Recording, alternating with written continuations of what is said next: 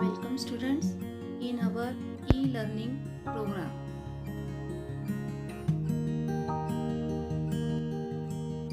Myself Sheetal Dholi from Gokhale Education Society, HL High School, English Medium, Ozar Township.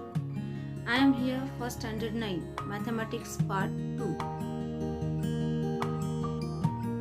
In second chapter Parallel Lines, already I explained the meaning of parallel lines. Pair of angles, in that pair of corresponding angles, pair of alternate angle, pair of interior angles. Also I explained interior angle theorem, corresponding angle theorem and alternate angle theorem. Now in this video I am going to explain practice set 2.1. Let's start. See the first example. In the figure, line RP parallel to line MS and line DK is their transversal. Angle DHP 85 degree. Then find the measure of following angle. Angles are given RHD. Second angle is PHG. Third angle is HGS. And fourth angle is MGK. Now here only one measurement is given. With the help of that measurement, we have to find this 4 angle. Now here we have to use the criteria of interior angle theorem. Vertically opposite angle, corresponding angle, then exterior angle, angles in linear pair. Now see the solution. First one. First of all, we have to find the measure of angle RHD. Now here the angle DHP is given. So we'll mention there. First one. Angle DHP equals to 85 degree. Then angle DHP and angle RHD, these two angles are in linear pair. Okay, and as we know that sum of the angles in linear pair is 180 degree. See again I am repeat here, DHP and RHD, these two angles are in linear pair. So here we can mention there angle DHP plus angle RHD equals to 180 degree. Here you can mention the reasons. Angles in a linear pair. Angles in a linear pair. Now here out of these two angles, one angle is given. Therefore 85 degree plus angle RHD equals to 180 degree. So here from that we have to find the measure of RHD equals to 180 minus 85 degree equals to 95. So in this way we got the first angle RHD equals to 95 degree. Now see the second one. Angle PHG. Now angle PHG is congruent to angle RHD. See here, angle PHG is congruent to angle RHD. These two angles are in vertically opposite angle. So here PHG congruent to angle RHD. Here reason you can mention vertically opposite angle. Therefore, whatever the measure of angle RHD is there, same measurement for angle PHG. So, angle PHG is also 95 degree. Okay. Now, next we have to find the measure of angle HGS. Angle HGS equals to question mark. Now, if you look the diagram, in that diagram we can observe line RP parallel to line MS. Line RP parallel to line MS and line DK is a transversal. Line DK is transversal. Then we get the pair of corresponding angles. Angle DHP congruent to angle HGS. See here. Therefore, angle DHP equals to or congruent to angle HGS. These angles are corresponding angles. Corresponding angles. Therefore, angle DHP equals to angle HGS. So whatever the measurement of DHP is there, the same measurement for angle HGS. Now DHP, that angle is given.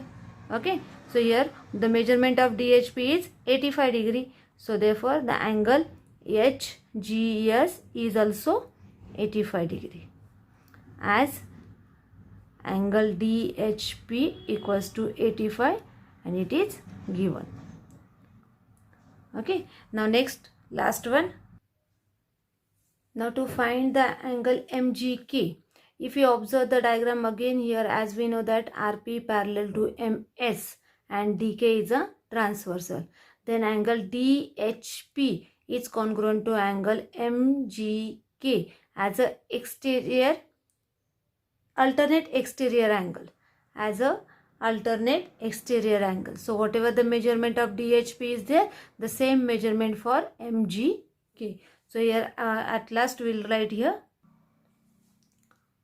fourth one, angle DHP congruent to angle MGK, that pair of alternate exterior angle, alternate exterior angles.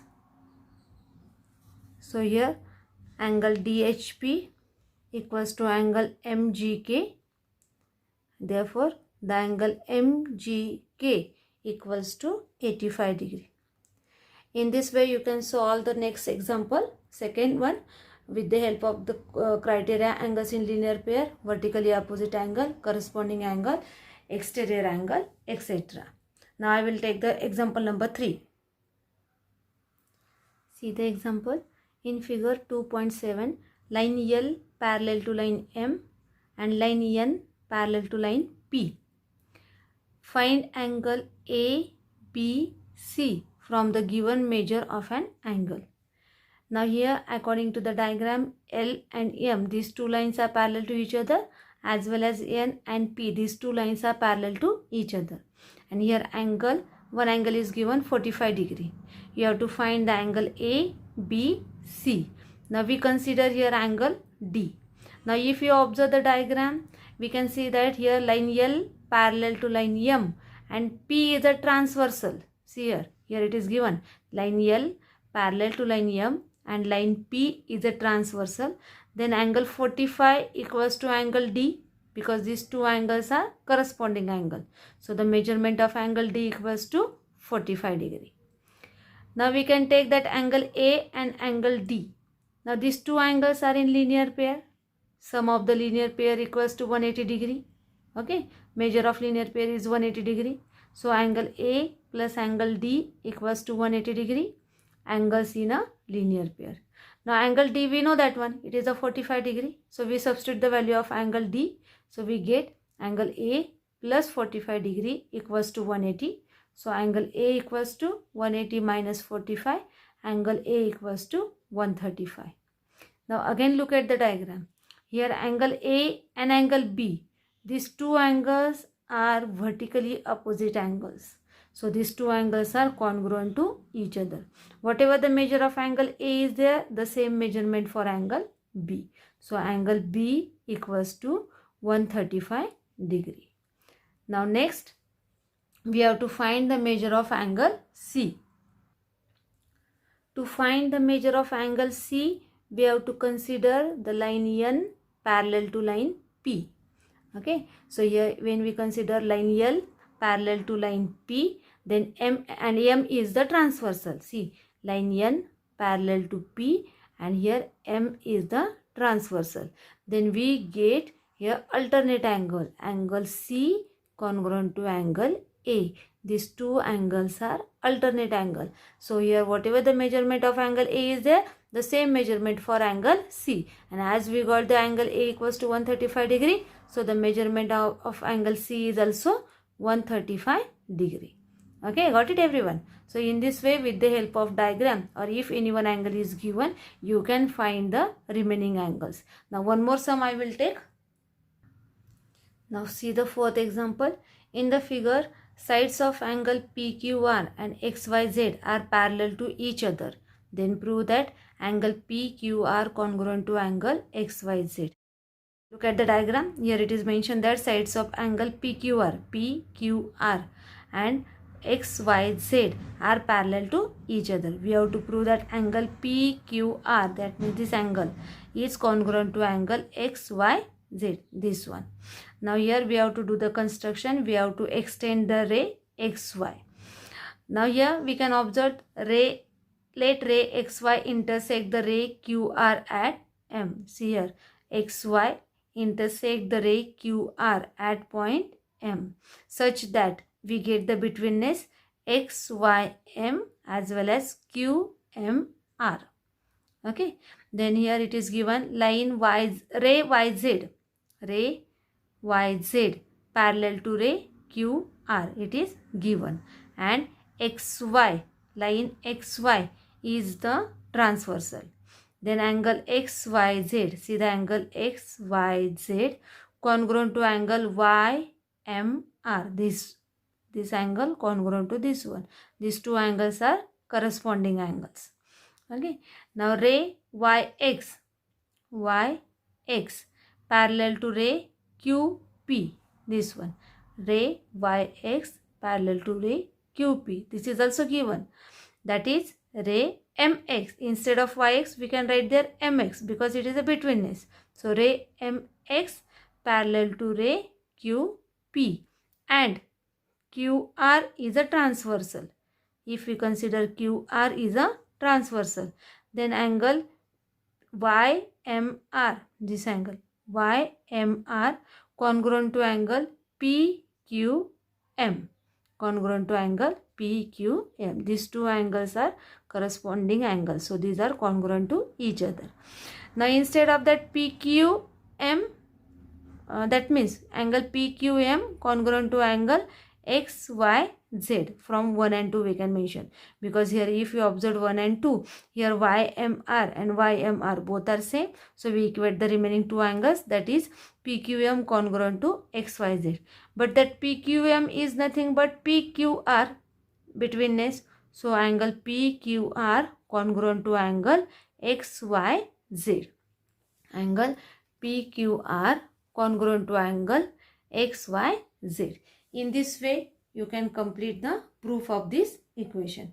Now you have to try the remaining sums from practice set 2.1. In next video I will take the theorems.